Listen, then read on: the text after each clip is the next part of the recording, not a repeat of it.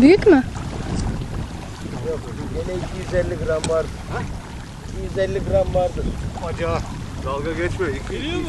2-2 Sırığın ucu öyle gösteriyor. Niye? Halil Ustacığım ben ya. Sırık yalan Oyunu söylemez. vardı ya, bir sağa bir sola bakıyorum ya. Ama çok geliyor da.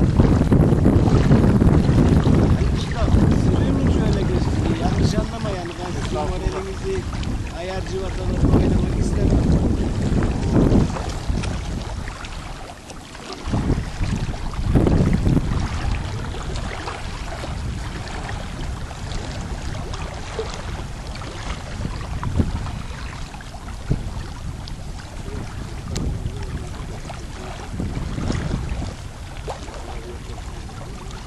Şöyle Trabzon'u gezdi de balıklar tarafa gelsin ha.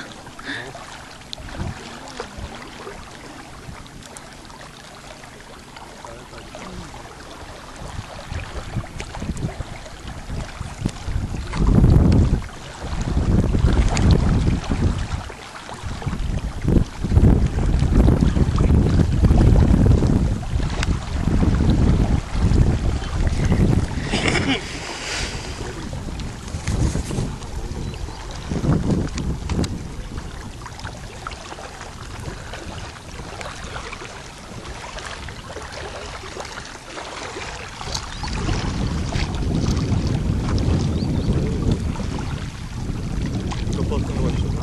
Oo güzel abi. Şimdi değişti kararı.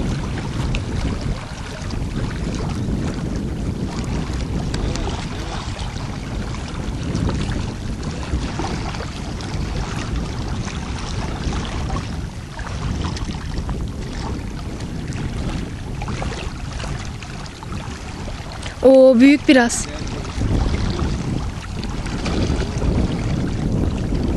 Yalnız Değilmiş.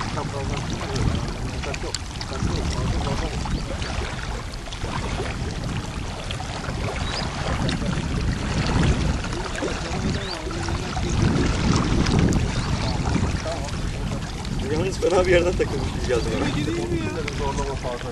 dedim bırakmaya geri gelmiş. Abi aynısı. Demiş Mehmet'i. Aynısı. He? Aynı. Yok. Evli balık sizi ya ne yapsın? Bırakıp gidemez ki gene gelecek.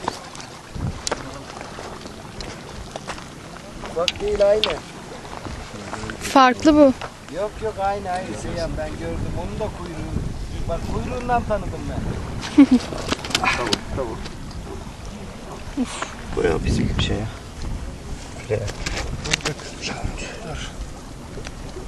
Göstermeyin hakime getirin sözlüğe. Haber yapın.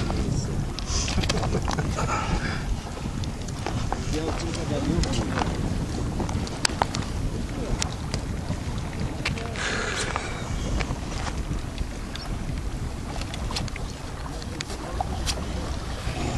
Teraziye ne attık biz? Orada şöyle bir yer. Ne kadar? 3. Sağlam bu sefer de yok.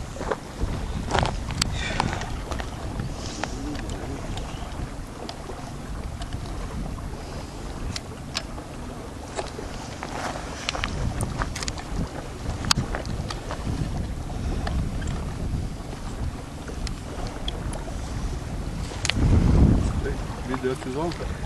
Yok. O kadar büyük. Ne yazdı? 1280. Tamam ben dedim öyle 200'ün ya birini söylemem mi 200 falan var. Efendim?